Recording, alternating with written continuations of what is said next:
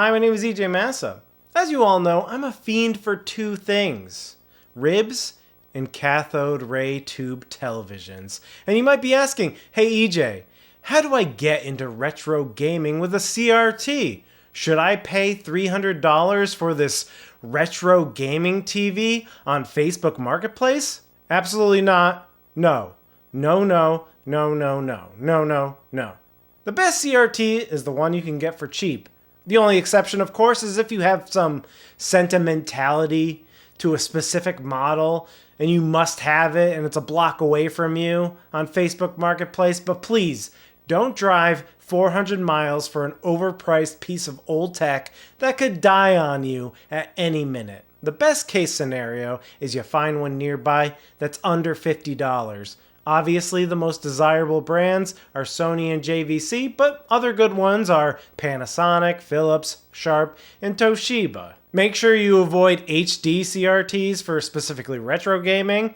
They may be fun novelties for other consoles and media, but for NES, SNES, Sega Genesis, stick to 240p televisions. If you're patient and check Marketplace diligently, you can find some great deals on CRTs. I even found a 27-inch JVC D series in great condition for free near me. But that brings me to this guy here.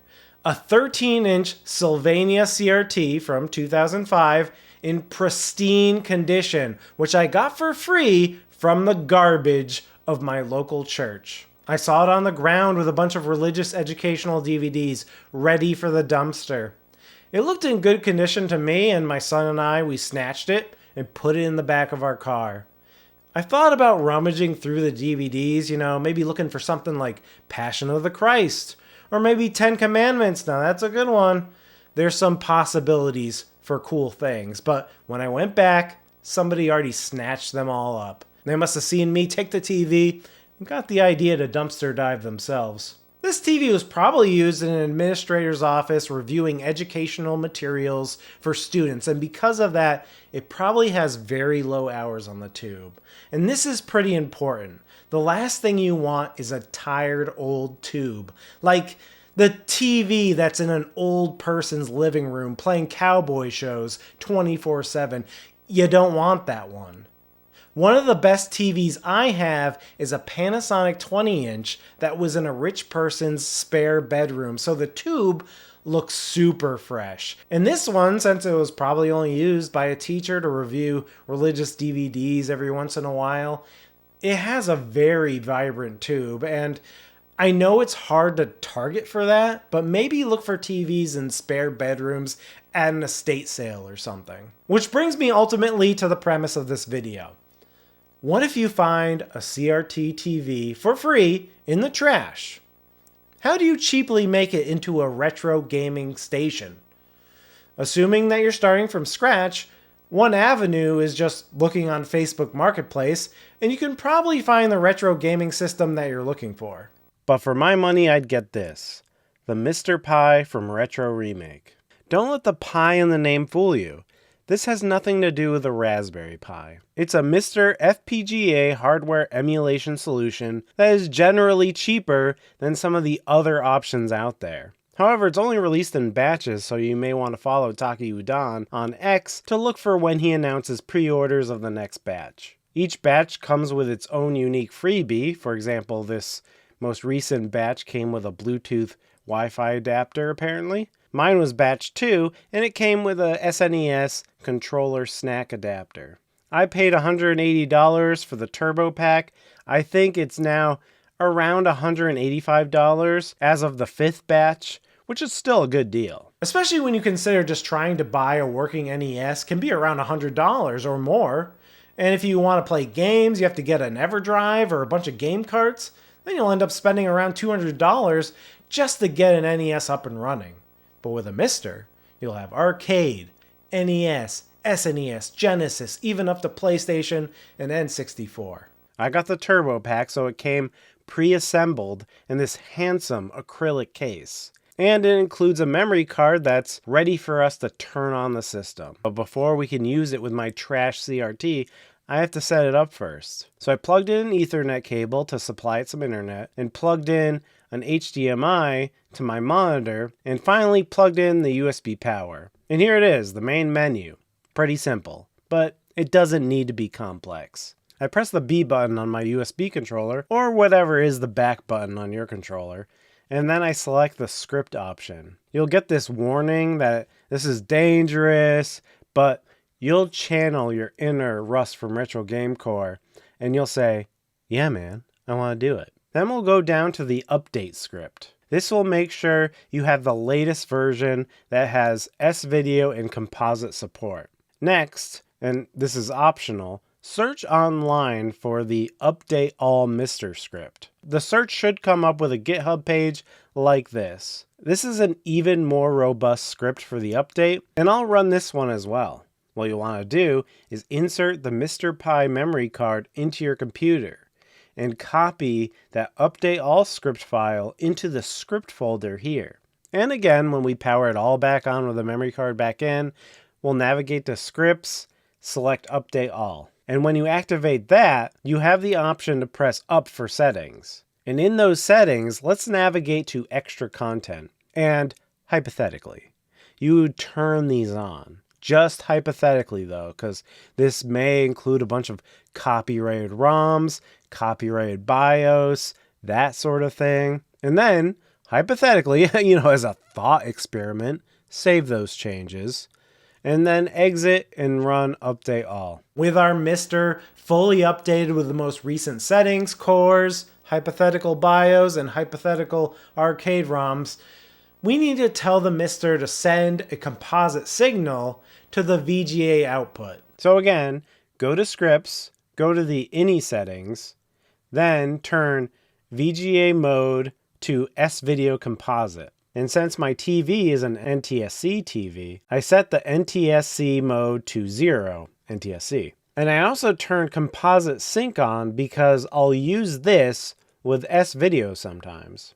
Then I save those changes. And here's how the magic happens. I plugged in this dongle into the VGA slot. I bought this on eBay, and I'll leave a link in the description below to where I got it. And this allows us to plug in S-Video and composite outputs. I'll test it right now with S-Video just to make sure I got the settings right. In the main menu, let's try out one of those hypothetical arcade ROMs. 1941 sounds good because it's at the top and I'm lazy. And it outputs to the monitor via HDMI, and simultaneously and excitingly, it outputs to the CRT via S-Video. And wow, it looks amazing. I almost want to turn this CRT to the side and play vertical shooters all the time like this, every day. So excellent, it works. And now I can use this as a retro game powerhouse for any CRT, including my trash princess, the Sylvania 13-inch TV. The wonderful thing about the MisterPi and Misters in general is if you have a SCART input on your TV, you can just buy this VGA to SCART cable, change some settings in the INI file to RGB output, or if you have a component input, you can get a VGA to component cable and you change the settings to component in the INI file. And although I also had to turn off composite sync and turn on sync on green to actually make it work. Now to hook up the audio to the TV, you'll need a headphone jack to RCA adapter like this one. I'll just plug this side into the audio port here, then I'll plug in an RCA cable into the composite port out of the dongle here. Since this only has mono audio, I just plugged in one of the RCA audio outputs into the front of the TV, and the composite video output into the video input. I also plugged in my cheap USB controller I bought from Amazon for $11 back in 2016. This cheap thing works great. Oddly, it's one of my favorite controllers. I don't think you can buy it anymore, and if I had to buy a new wired USB controller today, I'd probably get an 8BitDo controller. Anyways, I turned on the power and the static screen shows up and the menu pops up, so composite definitely works on this thing too. Let's try out a game. I selected console, scroll down to SNES, and that'll bring you to a blank screen. To pull up the menu, I hit the middle button here on the console. Then we'll load up the first thing I can think of, which is Super Mario World. Oh, and to load games onto the MisterPi, just insert the memory card into your computer and drag the ROMs into the appropriate folder under the Games folder on the root of the card. Where do you get ROMs, you ask? Don't ask me. Go ask your dad. Super Mario World looks great on this TV. Great colors. And the composite looks fine on this fresh tube. The TV had its original remote with it, so I just wanted to test out any settings. It has this game button, which seems to just toggle between composite input and the RF input in the back. So it's not a game button, it's just the input select button. Then I clicked on the menu button on the remote to see if there was any settings in there. I clicked on picture, and it just has one setting called game mode. It can be turned on or off. If the setting is off, the picture is brighter, but the colors are more washed out. And if it's on the game mode, the colors are deeper, but the picture is dimmer. So I think I'll keep game mode on because, surprise, surprise, it looks better for games. The other menu settings are completely useless. What do I do with a V-chip? Apparently there might be a hidden service menu on some models, but it requires a physical modification to the circuitry of the remote, and I'm too lazy to do that. I want to keep that intact. The picture to my eye looks pretty darn good out of the box, especially for a trash TV. Beggars can't be choosers, when you have a trash TV, but all things considered, it looks really good. And honestly, the lack of things to fidget with is a little freeing. Then I had to try out the absolute GOAT, Super Metroid. And what a treat this is on this lively tube. The colors ooze out of the screen, like the lush greens of Brinstar, or when you go to this weird pink area with the falling cherry blossoms, petals, Space Japan. I don't know, looks good in there. And when you're feeling arcadey, you can play the classics like the Simpsons arcade, which reminds me of Interstate 91. I played the Simpsons right next to Big Bertha. Remember Big Bertha? You take balls and you throw them into her big fucking mouth. And playing The Simpsons on a CRT feels super authentic. And for bonus authenticity, use an arcade stick like the 8BitDo arcade stick that plugs in via USB. I would say my favorite system to play on this setup specifically is NES. I think it just looks right. It looks the way the NES should look. The contrast is right. The colors pop. The pixels look all in the right place to me. If you said, EJ, from now on you can only play NES like this, I would be like, cool, I will, and I'd be happy. And now for everyone's favorite video game, 240p Test Suite. I just booted this up to see how the geometry looks. I pulled up a grid, and I mean, it's not too bad. This upper left corner is definitely warping toward the right more than I'd like, but most people who are just playing a video game wouldn't notice. So it's not worth it for me to try to, break into it and adjust it.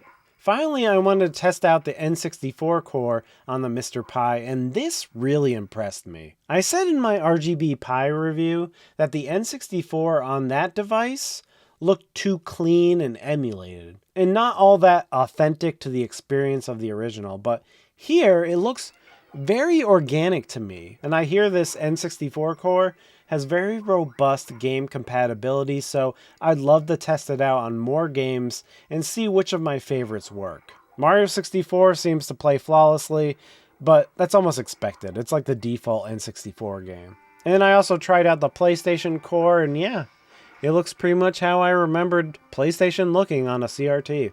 So, you can have a lot of fun on the MisterPi up to Nintendo 64 and PlayStation.